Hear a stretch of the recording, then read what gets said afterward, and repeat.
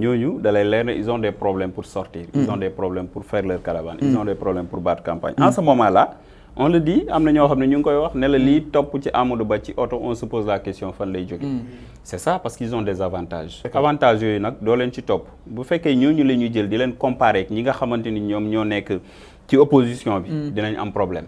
bokkuñu mais ñun ñu ngi def suñu sortie mais ñu ngi def suñu sortie autrement parce que comme je l'ai dit tantôt dañoo nekk ci période boo xam ne période bi spécifique la dafa laajut yenn yi période bii ñu toll ci campagne laajul arñu bu métti bii boo xoolee Boun Abdallah Dionne li mu def sortie sax li nga ko gis ci télé bi sax bariwul et moom dafay privilégier plus les visites de courtoisie. mais est-ce que loolu porter benn préjudice exactement. waaw mën na nekk parce que peut-être sénégalais yi aussi il faut nit ñi ñu jàngal leen lan mooy élection dëgg. ok il est temps que nit ñi di changer paradigme parce que nit ñu doon doxee bu fekkee noonu la ñu continuer rek doxee dara du changer. mais il va falloir qu'on ose li may wax rek sama papa souvent mu ne ma la manière de faire la politique ma ne ko waaw mais si on se laisse faire ñëpp bàyyi noonu ñu ne la manière de faire la politique boo ko changer kenn du voteel est-ce que dina mos a baax mais moi je dis que ne ak lépp lu mu mën a dugg damay wax man kese maa ci nekk ok y a pas de souci demain balaa may dee au minimum dinaa former kenn koo ne xam ne moom mooy téye le flambeau continuer relève boobu noonu peut-être moom balaa muy dee dina former ñaar kooku balaa muy dee dina former ñett au fur et à mesure noonu lay affaire bi di demee parce que ñi nga xam ne ñoom ñoo fi former parti yëpp aussi c'est comme ça Léopold Sédar Senghor bi muy ñëw avec le parti socialiste n'était pas comme ça et pourtant il l'a formé avec ses propres moyens ak courage encouragement Ablaye Wade parti au pouvoir bi mu fiy nekk c'est comme ça li mu wax bu li mu daj ci li nga xam ne mooy opposition bu defoon ni ñëpp def amaana du yegg si fi mu yegg. mais est-ce que ñor ngeen ba pare balaa ngeen détaché wu ci président Macky Sall. ñor bi fàllu xam nga waxee ni maanaam des fois ñor si politique gu Sénégal ñor si politique gu Sénégal amul parce que ñun au niveau de la coalition Dionne 2024 je dis la quasi-totalité était dans Benno la quasi-totalité sont des militants de l'APR de l'Alliance pour la République la quasi-totalité je dis parce que ñi bii Boun Abdallah Dionne génne ñi ànd ak moom ñëpp ils sont de l'APR te la majeure partie ils ne sont pas démissionnés de l'APR du parti APR bi nga xamante ni ñoom fa lañ nekkoon tey jii bu coalition bi bu ñu paree après la présidence la majeure partie mën nañ delluwaat ci seen parti continuer seen liggéey tey dañoo toll ci période boo xamante ni Sénégal ay coalition ñoom ñoo koy coalition c'est quoi dañ ne le minimum qu'il y ait 3 entités de parti ou de mouvement ñoom ñooy formé wu pour def coalition maintenant 3 entités de parti yooyu lan lañ lay imposer dañ lay wax 3 entités de parti yooyu ou bien de mouvement na nga fexe ba na nga am seen récépissé si sont des partis fexeel ba am seen récépissé si sont des mouvements fexeel ba am seen récépissé loolu moo lay permettre nga mën a def déclaration sur l'honneur mais je crée la coalition bu tudd tel maintenant coalition boobu ni ñi ci nekk bari nañ tey man je suis un leader au niveau de ma commune ñëpp xam nañ ko je suis un président de mouvement tey au niveau de ma commune j'ai pas besoin d'avoir Boun Abdallah Dionne à mes côtés pour battre campagne comme li ma la waxoon dafay am ñoo xam ne on me disait Amadou Ba kenn xamul ko ma ne leen que les militants les responsables de Amadou Ba gagnent leur localité Amadou Ba gagne le Sénégal et ça se passe comme ça et pour ça man bu ma demee tey di battre campagne j'ai pas besoin ay auto yu rëy topp ma ay mbumbaay xumbaay non je fais des visites de proximité teg li nga xamante ni mooy programme Boun Abdallah Dionne la vision de Boun Abdallah Dionne au niveau du Sénégal importe plus que le nombre de voitures yu topp sama ginnaaw le programme de Boun Abdallah Dionne au niveau du Sénégal mais campagne bi tamit si la waaw maintenant campagne bi si la parce qu'on est au Sénégal accepté nañ ko parce que suñu culture moo ni demee tey dañuy wax képp koo xam ne yaa ngi campagne amoo ay oto li ñuy njëkk a wax kenn du ko voteel wala yorul dara bu yoree réew mi nangam pourtant tey jii Pastef li ñuy def don de soi la ñooy jël seen oto ñooy jël seen carburant def si pourtant kenn newul leen yoru leen dara et pourtant ñu ngi góorgóorlu ci seen coalition ñun alhamdulilah Boun Abdallah Dionne a dégainé des moyens on a des voitures on a des matériels logistiques yu ñuy permettre ñu mën a dugg ci àll bi campagne am nañ ay spécimens am nañ suñu affiche ñu koy doxal comme on le Pastef wala kon coalition Diomaye 2024 ñi ko rayee dafa bëri bu ñu tuddee ko coalition XXL yéen est-ce qu'il y a de ces forces politiques yi nga xam ne chacun a sa stratégie de faire la politique chacun a sa stratégie de faire la campagne Idrissa Seck en 2019 lan la jëloon comme stratégie il faut ñu rallier ma il est allé voir tout le monde ñëpp ñëw lan la ko jural est-ce que jël na réew mi non stratégie politique c'est comme ça tout au début Amadou Ba il était avec qui il était avec personne aujourd'hui nit ñi commencé nañ dem ci moom xanaa moom coalition am après day doon coalition 90 000 XL ça va se passer comme ça maintenant am na ñeneen ñoo xam ne tey gisoo leen ci terrain bi da nga gis Daouda Ndiaye muy def ay campagne di rëñëng non mu ngi def ay visites de proximité ci ruq yi mu jàpp ne yooyu mooy les grands électeurs te bu fa demee ñooñu mën nañ ko voter pour mu mën a gagner réew mi mais ça se passe comme ça am na keneen koo xam ne stratégie bi muy jël mooy nekk ci médias yi. pour yow di def ay déclarations. pour yow ban mesure gën a Thierno Alassane Sall ban la jël. pour yow l'efficacité ne peut pas se mesurer à l'instant l'efficacité ça se mesure au soir du 24 mars. bu ñu demee ba compte urne yi mais tamit doole yi si la bokk nag. waaw moom laa dama ne bu ñu demee ba compte. ñu ne diw am na lii diw am na lii diw am na lii après si la ñuy xam l'efficacité communication.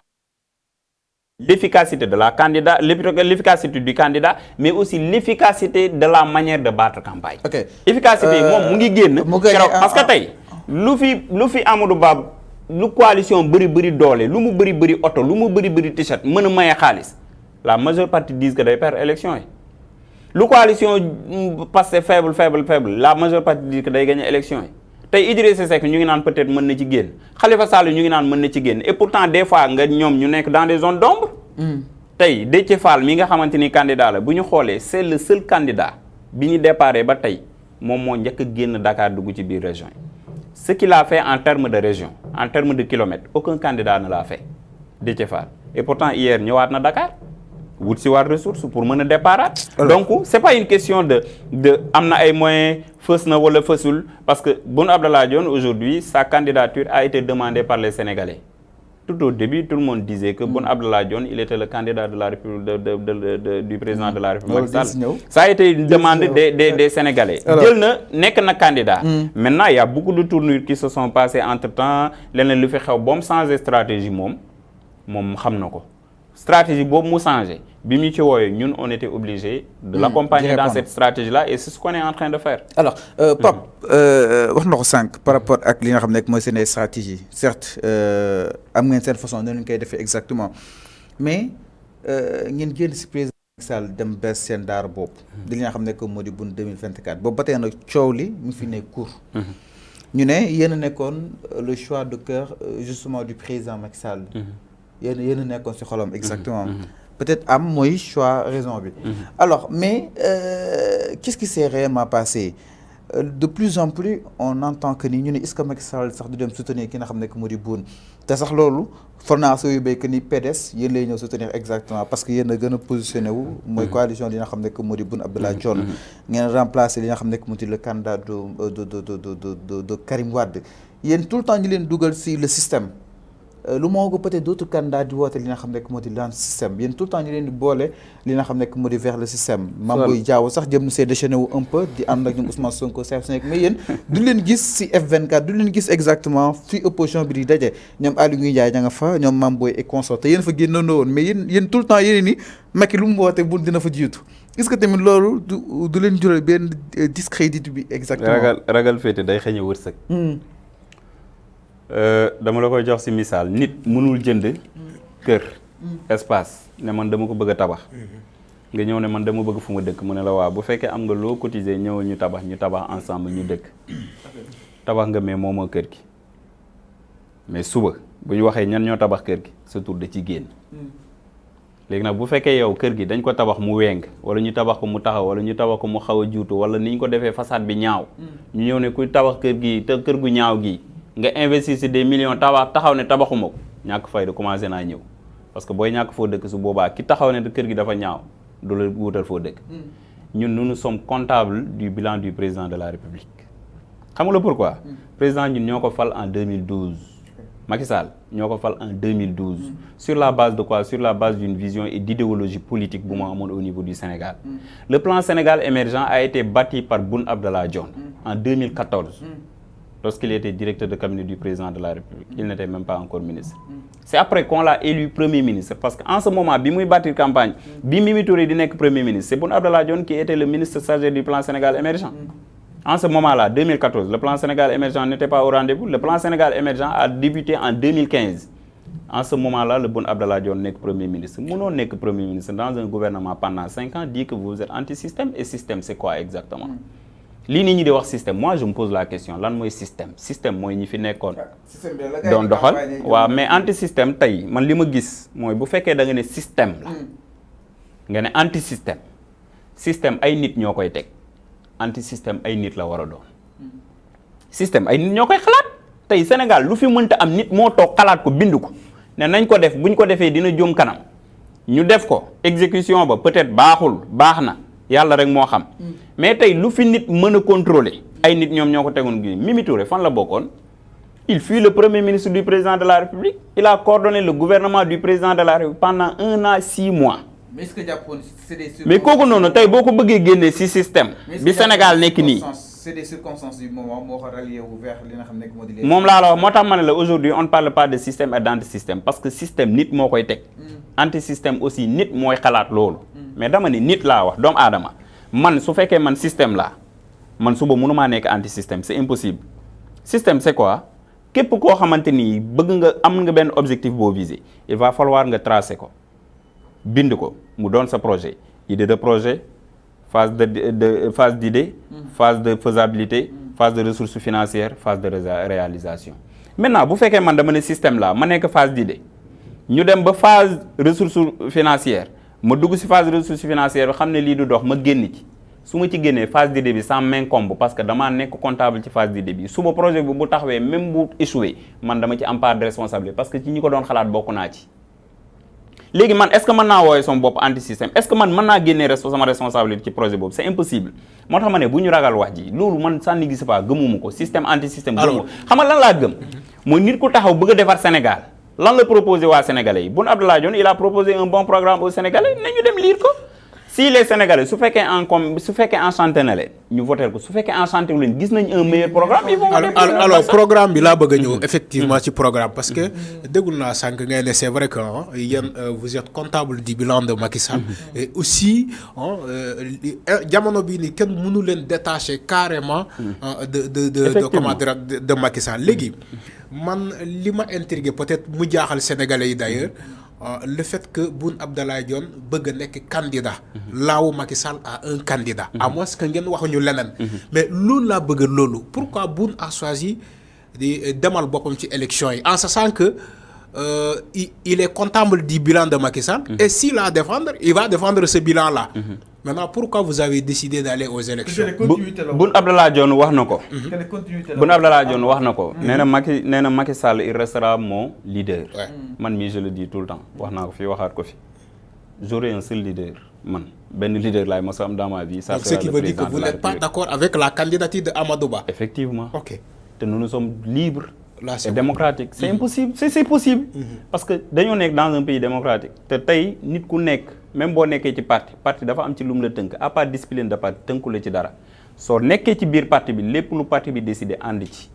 waaw su la neexul génnal am nga ci droit chacun a le droit maintenant ñun dañoo nekk ci parti APR nekk ci coalition Benno Bokk Yaakaar comme ni ma la ko waxee Boun Abdallah Dionne a été le seul ministre du président de la République Macky Sall qui a fait 5 ans dans le gouvernement qui a dirigé 5 ans un gouvernement ici dans le pays amul benn ministre bu ko def ministre yëpp lu ci ëpp doole 2 ans la ñu def bu baree ba bari 1 an 6 mois kon donc kooku il bénéficie du confiance du président de la République tey jii bu ñu demee ba war a tànn candidat président taxaw le président du parti le président de la coalition ne il ne va pas faire un 3e mandat malgré que la légitimité et la légalité lui permettent de faire un 3e mandat mais le moral ne lui permet pas de faire un 3e mandat nous on a plein droit moom moo ko wax de parce que moom moo taxaw ne képp ku bëgg a nekk candidat au sein du parti et au sein de la coalition ñëwal nga yëkkati sa loxo ne candidat la man membre du parti su ma neexee ma yëkkati sama loxo ne candidat la c'est ce que Boun Abdallah Dionne a fait Boun Abdallah Dionne bi mu ko defee day tànn voilà Boun Abdallah Dionne bi mu ko defee voilà Boun Abdallah Dionne bi mu ko defee Boun Abdallah Dionne bi mu ko defee ñëpp def ko dañoo dajale secrétariat exécutif moom mu déglu leen ku nekk yëkkati ne man candidat la il y avait les Diouf Sarr il y avait les autres ñooñu il y avait les Mamadou il y avait les Matar Cissé ñooñu ils ont désisté sur le coup ne ñoom bàyyi nañ am ñoo xam ne dañ ne ko ñun duñu bàyyi mu ne waa léegi nan ngeen préféré ma def ma bàyyi leen ngeen dem primaire wala ma bàyyi leen ngeen tànnal seen bopp wala man ma choisir ñu ne ko dañ lay jox carte blanche pour nga choisir mais ku ci nekk am réserve Aly Ngouille Ndiaye am réserve ne ko boo choisir Amadou Ba au-delà yeneen candidats yi ko ci choisir mën naa d'accord parce qu'on dit on signe. mais Pape man comprendre pourquoi yéen le problème Amadou Ba c'est quoi le problème. waaw moom laa la wax may ma yeggali ñoom dinañ ko waxal seen bopp dinaa la expliquer may ma yeggali gis nga booy signer pacte bu la neexee nga signer pacte bi d'une manière générale. bu la neexee nga signer pacte bi d'une manière à moitié avec réserve. La 80% ou bien 90% des candidats yi nekkoon au sein de Benno et au sein de la coalition Benno Bokk Yaakaar au sein de l'APR dañoo signé pacte bi avec Macky Sall jox nañ la carte blanche sous réserve. boo tànnee Amadou Ba ñun dañu demal suñu bopp boo tànnee keneen ci biir nag mën nañu topp ci kaw. mais loolu c'est pas une question de la personne Amadou Ba moom moo sonal nit ñi wala la c'est pas ça. mais lan la exactement. dañoo toll ci milieu boo xamante ni Sénégal. nit ku nekk tey même su fekkoon entreprise la. bu ñuy jaay paari du ñu xool ku leen neex rek ñu jaay ko tey par exemple rajo bii nii wala télé bii nii ak fi mu toll doo jël paari di ko jaay Bill Gates wala nga koy jaay keneen ak keneen parce que boobaa da lay suul. da lay suul doo ko jaay boo koy jaay da nga koy jaay koo tolloo doole boo koy jaay da nga koy jaay kenn koo xam ne leer na leen mën ngeen ànd liggéey parce que bokk ngeen vision. tey am na koo xam ne tey boo ko jaayoon paari rajo mu nekk la majorité fii nii ci rajo bi wala ci télé bi moom da koy transformer def ko leneen. yow nga perte li nga xamante ni moo doon sa passion parce que yow bi ngay créer da nga doon créer télé mais créer woo woon pour ñu def ko cybercriminel wala ñu def ko bëgg a wax exactement foofu li ma bëgg a wax foofu mooy Boun Abdallah Dionne il a dit que moom il pouvait pas travailler avec le président avec Amadou Ba en tant que président de la République am na ci droit parce que bokk na ak moom gouvernement moom mu doon premier ministre Amadou Ba doon ministre des finances xam nga koo xamante ne su fekkoon rapport yi nga xamante ni waroon nañ ko am ci gouvernement bi ak liggéey bi nga xamante ni peut-être Amadou Ba nga ko wóolu na ko kon je pense que bu ñu demee ñu tànn ko candidat mën na topp ci kaw. donc ce qui veut dire que durant moment bu ñuy cheminer en tant que ministre. am na lu mu gis déggoo woon peut-être non mën nañu ba mën nañu déggoo sax mais non mën nañu déggoo non déggoo ak am confiance ci nit ki bokkul. man mun naa déggoo ak yow sans pour autant ma am confiance yow. parce que mën nañu kese dëgg nañu Abdoulaye Daouda Diallo. moo tax Abdou Mbow laa dit moo tax donc ce qui veut dire que vous êtes une coalition restreinte contre Amadou Ba. déggoo ak confiance du benn. am na ñoo xam ne aujourd'hui ils étaient dans la coalition Benno Bokk Yaakaar. ils n'avaient pas confiance en Macky Sall toujours dañ doon génn di mettre en garde les gens.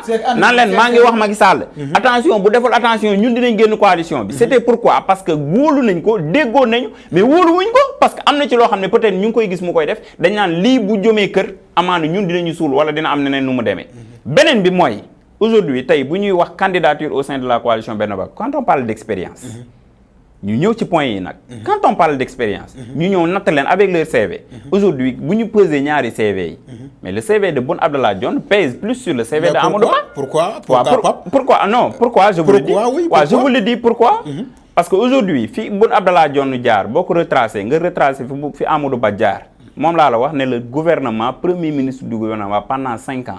pour la première fois déjà sax mu am Sénégal.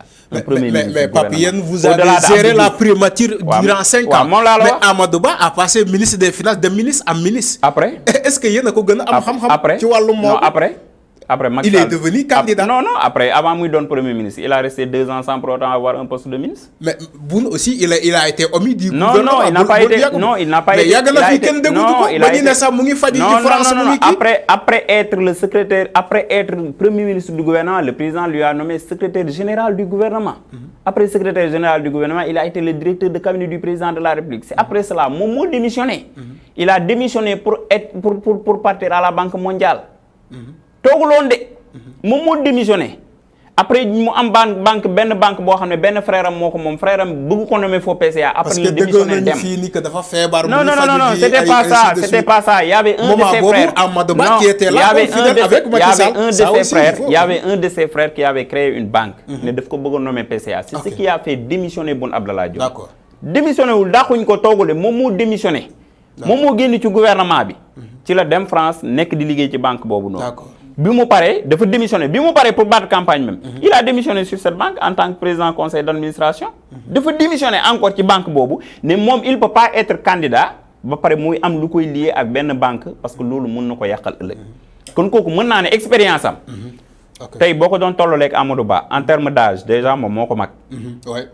te ku la mag jiitu la ci fenn fi ëpp l'expérience c'est évident. pourquoi les gens de l'APR disent que Amadou Ba c'est le plus expérimenté dans Benno Bokk Yaakaar. non parce que ñoom loolu la ñuy wax Amadou Ba jaar na fii loolu ñu koy wax mais loolu ñu koy wax ils le disent Amadou Ba jaar na fii jaar na fee jaar c'est un homme d'État jaar na fii. Amadou Ba il n'a jamais travaillé dans le privé.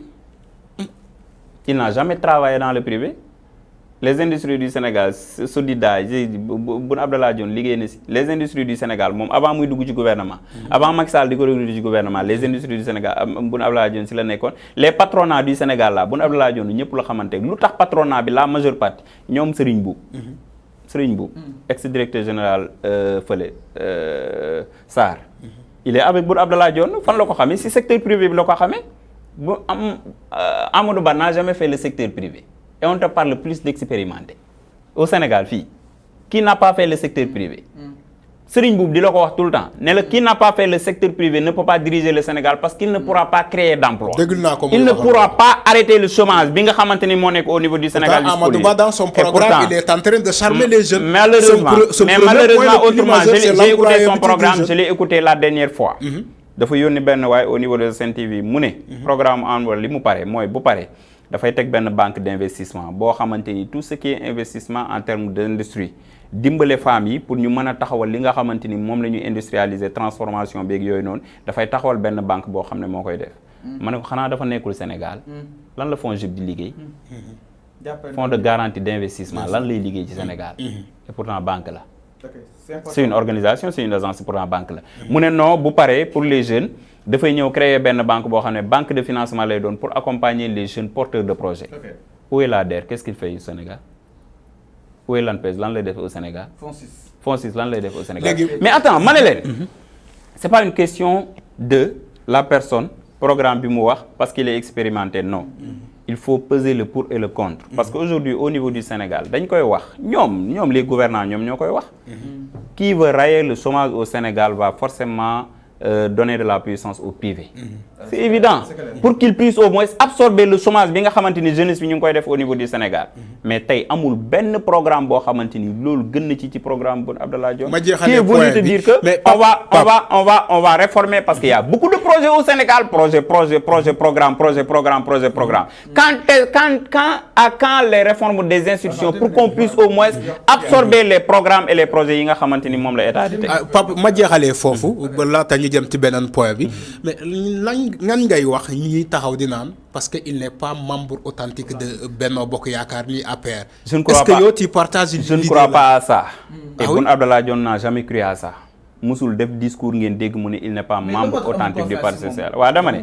est-ce que Boun dafa am problème personnel avec Amadou Ba? dama ne est-ce que am na problème personnel? Je peux dire 90% de ceux qui sont dans le gouvernement nommés par le président de la République ils ne sont pas membres authentiques de l'APR. J'étais dans l'APR, je vous le dis 2010 laa nekk APR. pourtant Abdou Mbow loolu lay bàkkoo. bu mag 2010 man. pourtant yow bi may dem deuxième année université. si laa nekk APR. Thérèse Faye bi ñoo nekk noonu université avant qu'il devenait quoi que ce soit. Thérèse Faye bi muy def maîtrise. on partageait ensemble le groupe Jom. maire avant muy doon maire Jom la tuddoon. jeunesse organisée pour Macky.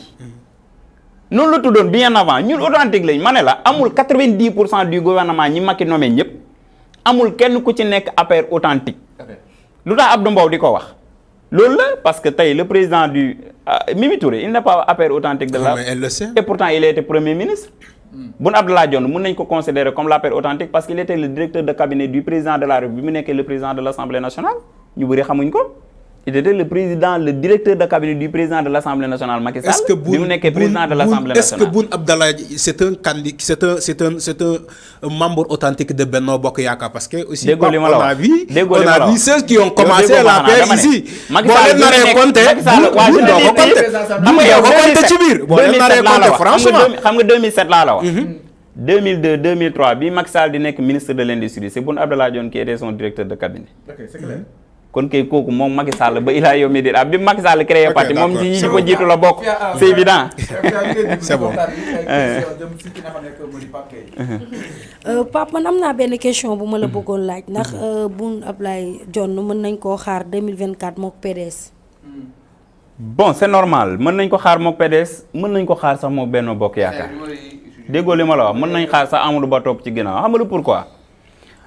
dama def benn analyse barki dem ci benn rajo ñu woo ma téléphone ma fa doon def analyse ma wax leen ñaar si damay wax li Babacar Gueye waxoon effectivement je l'ai écouté religieusement si les libéraux veulent rester dans ce pouvoir-là veulent continuer à exercer ce pouvoir-là si les libéraux veulent continuer à diriger ce pays-là il va falloir qu'ils s'organisent libéraux yi nag laa wax quand on parle des libéraux ñun la PDS la IDI la APR la Benno Bokk Yaakaar la moi je te dis la vérité hein. Donc loolu c'est bu ñu vous voulez rester non jusqu'en 2035. mais attends waaw mais attends xam nga tey rester jusqu'à 2035 wóolu déggoo li ma la wax wóolu sa bopp foofu la commencé Macky Sall dafa wax horizon 2035 bi muy wax horizon 2035 waxul Benno Bokk Yaakaar 2035 de La famille libérale. waxul la famille libérale 2035 de il a parlé de Sénégal émergent 2035 Sénégal émergent 2035 on parle d'état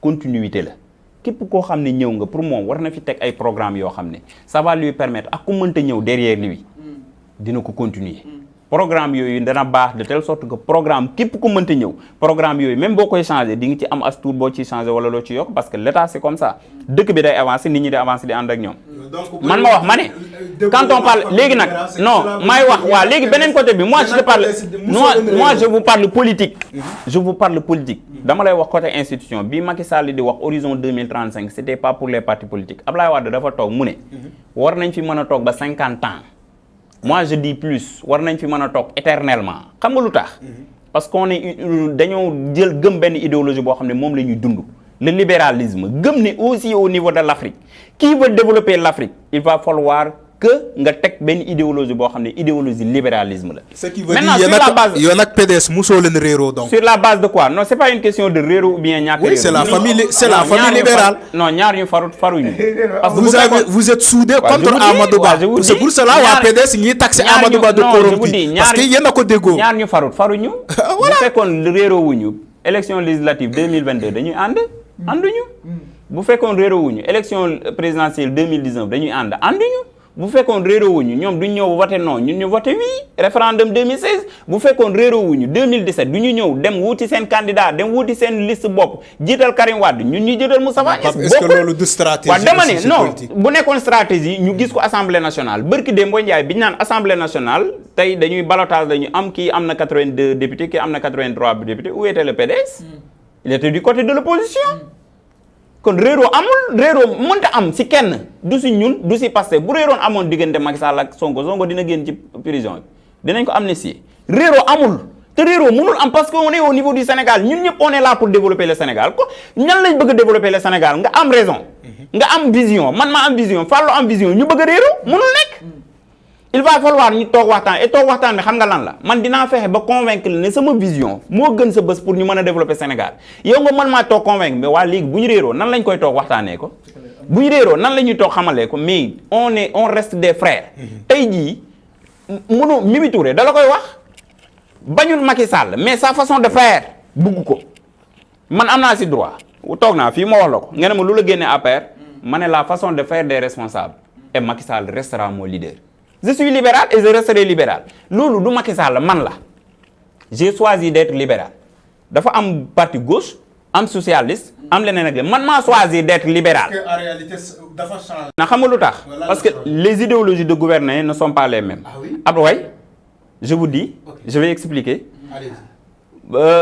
Parti socialiste dañ doon diriger bi ñuy diriger il faisait plus focus sur le socialisme ñoom àll bi rek parti socialiste àll bi rek Dakar boo xoolee dafa deewoon parti yu bëri dafa deewoon bi parti socialiste y avait pas de pont y avait pas de route ñoom seen yoon nekkuloon ci ay capital bourgeois non social lañ doon def dem ci àll bi dimbale baykat yi Abdou Diouf bi mu fi nekkee baykat yi il était content Abdoulaye Wade di ñëw mu ne man libéral laa non je vais pas prôner ça xool benn côté rek ne foofu la déedéet d'abord en premier lieu Abdoulaye Wade li mu njëkk a def la liberté de communiquer daf ko joxe ne ku bëgg a neex mars ku bëgg a wax lu la neex foo ko bëgg a waxee waxe ne c'est ça la démocratie foofu la ñëw moom bi mu ñëwee foofu ba pare ne nañu libérer maintenant les investissements yi ñuy def au niveau du Sénégal c'est pas parce que Dakar est le capital rek fii la ñu war a investir c'est pas parce que àll ba Kaolack rek foofu dañ fa war a investir déedéet nañ ko libérer bi c'est quoi regarder les priorités fan ak fan lañ war a teg fan ak fan lañ war a investir fan ak fan lañ war a def Macky Sall bi mu ñëwee ce que Abdoulaye Wade faisait daf ko continuer c'est ce qui nous a amené ici au Sénégal parti socialiste ñoom ñuy wax ne le régime socialiste dafa war a ñëwaat pourtant àll bi boo fa demee dañ lay wax jamonoy Abdou Diouf te bu ñu ko amaatoon ci mbay mi dana naat lool kon parti socialiste moom mu ngi dégg loolu pour dire que je vais revenir d'accord naa nag toll nañ ci jamono boo xamante ni qui veut gouverner mais ne va pas se baser sur cette idéologie là mais da ngay xool ñi nga mën a ànd ak nga ànd ak ñoom et coalition yi wane nañ ko. Coalition aujourd'hui, Pastef les patriotes, il y a des libéraux là-dessus, il y a des socialistes, il y a des soviétiques, il y a des gauchistes, il y a tout le monde. Maintenant, tey li may wax mbaxalu Saalum lañ koy def. lépp a ngi ci biir lépp a ngi ci biir n'empêche ku ci nekk am na sa façon booy gouverner parce que tey su ma doon conseiller man président Macky Sall dama koy conseiller en tant que libéral parce que loolu moo nekk sama idéologie pour man loolu rek moo mën a développer Sénégal parce que loolu lañ ma jàngal man loolu laa jàng ci politique.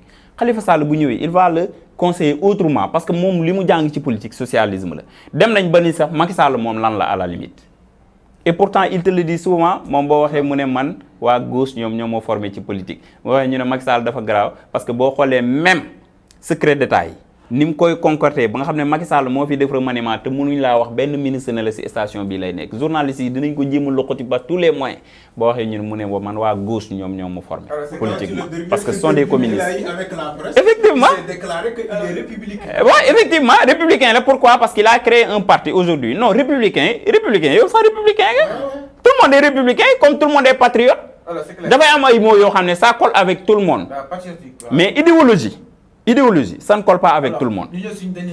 Mais il y a des mots qui collent avec tout le monde. Patriote, tout le monde est patriote.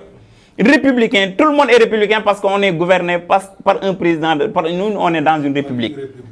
On est dans une république, donc tout le monde est républicain. Qui est dans ce pays-là est républicain. Maintenant, patriotisme. Mais patriote, c'est qui? C'est tout le monde. Maintenant, idéologie. Voilà, maintenant, idéologie. Tout le monde, tout politique n'est pas libéral. Tout politique n'est pas socialiste. Tout politique n'est pas gauchiste. Maintenant, loolu moo indi sax problème bi ñu am tey ñuy wax les formations les écoles politiques dañ ko war a indiwaat damay revenir si ces questions bi nga ma posé woon sànq muy libéralisme bi ñu indi ci communication bi de telle sorte que ku ci nekk la neex ngay wax parce qu'ils n'ont pas de formation politique. allez-y. beneen question li xam ne mooy les axes de Boun Abdallah Dionne. de son programme. Les axes de son programme ñun dañoo def suñu axe de programme sur 4 axes. dañoo wax ne aujourd'hui au niveau du Sénégal si ñu continuer projet programme on risque de perdre le bout du fil. On va vers des réformes maintenant te seul le Boun Abdallah Dionne nga koy déggee on va vers des réformes parce que tey boo amul institution bu dëgër munoo am culture bu dëgër munoo am économie bu dëgër te loolu moo ko indi corruption. non vous n'avez pas compris parce que ñun toppuñu Macky Sall ñun nous ne sommes pas maquistes. maquiste xam nga bu ñu demee deuxième tour yéen koo leen di faral. waaw loolu buñ ci yeggee wax ci yegguñ ci damay wax ma ne nous ne sommes pas maquistes et je l'ai toujours fustigé. Macky Sall a une vision de gouverner le Sénégal. Tout ministre qu'il a nommé va suivre cette vision là boo ko bëggee boo ko bañee ñaar rek moo mën a am mënuma ànd ci vision bii tu démissionnes mën nga ko tu suis. loolu moo fi am parce que on est je vous dis laisse-moi expliquer on est dans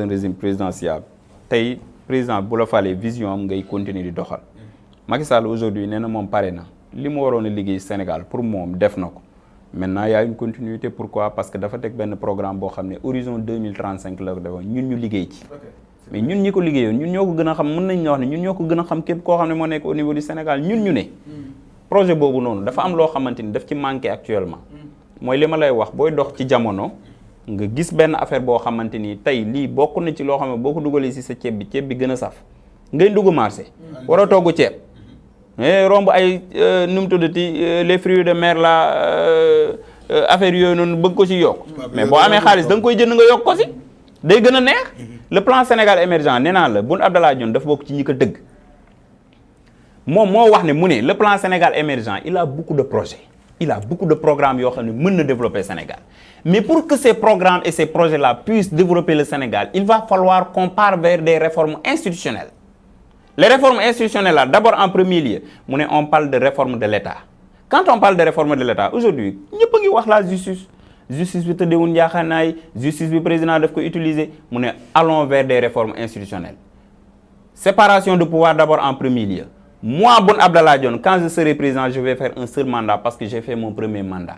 On lui a demandé quel est votre premier mandat. Mu ne j'ai été premier ministre coordonnateur du gouvernement pendant 5 ans. Kooku il a fait son premier mandat. Mu ne je vais faire mon deuxième mandat et mon deuxième mandat c'est quoi? Mooy mandat bi ngeen may fale. Première réforme bi may indi mooy réforme de l'État. Je vais réformer la justice. Je vais réformer les institutions. On aura une séparation de pouvoir qui va permettre à tout pouvoir de mettre de faire convenablement son travail sans pour autant président di ci am mainmise benn. Deuxième chose mu ne je vais venir vers la réforme de l'éducation moo tax ma la doon wax Boun Abdallah Dionne am na programme bu am solo te kenn liiru ko la réforme de l'éducation mu ne l'éducation ne se commence pas tout simplement au lycée ou bien au collège ça commence à la base à l'école primaire. Actuellement on parle de l'anglais première langue internationale foo mënta dem boo diggul anglais bokk la majeure partie de nos lauréats yi nga xamante ni ñooy génn au niveau international lu leen di bloqué ba ci Miss bii ñu mujj am Miss Sénégal bi dafa dem Russie ñu koy làkk anglais mëntutoon on a un problème loolu lépp ay réforme la yoo xam ne Boun Abdallah Dionne moom daf ne dama koy teg pour renforcer les institutions mu gën a dëgër. Troisième réforme mu ñëw ne je vais faire une réforme territoriale réforme territoriale xam nga lan la ci dugal litige foncière yi nga xam ne am na ci réew mi mais aussi donner la terre aux cultivateurs ñu dellu ci àll bi bay nañu bàyyi bu Anta Babacar Ngom amee xaalis parce que papa mu ngi woon ci réew mi ñu yóbbu ko benn milieu boo xam ne mu ne war naa koo jël lii transformer ko def ko industrie alors que li nga xamante ni mooy revenu population bi dara duñ ko ci laal moom muy liggéey foofu di am xaalisam et pourtant terre yi fan yi nga xam ne moom la jël moom la nit ñi doon bay ñu ne réforme territoriale nañ ko indi. Quatrième réforme xam nga lu fu mu ko indi mu ne réforme de production boobu muy indi industrialisation au niveau du Sénégal. tey mënuñu liggéey sans pour autant qu'on industrialise au Sénégal Sénégal fii lépp lu ñuy lekk ak naan ak sangook sol ak tout est importé. alors c'est clair. tout ba si madd boobu di jógee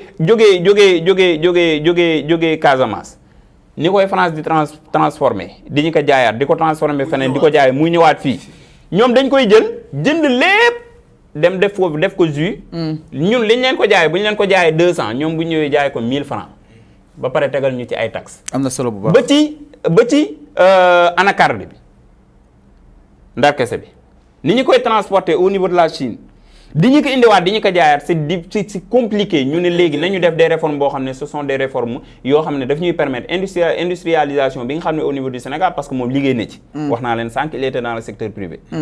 ñeenti réformes yooyu la ne président Boun Abdallah Dionne ne lii bu ñu ko tegee ci Sénégal. plus les projets et les programmes yi nga xamante ni Macky Sall tegoon na ko avec le PSE muy continuer BRT bi nekk fii TER bi nekk fii aéroport yaa ngi ubbi partout port yaa ngi ubbi partout bu ñu institutionnaliser le Sénégal réforme les institutions du Sénégal quelle que soit la situation le Sénégal va émerger. C'est clair. Merci beaucoup Pape, ça a été un plaisir de la dalal si li nga xam ne moo di plateau toujours égal à lui-même. Pape merci beaucoup Fallou di kontaan bu baax ci am opportunité vraiment jàkkaarloowaat ak sénégalais yi comme ni ma koy waxee sànq toujours 5 TV c'est ma télé et puis c'est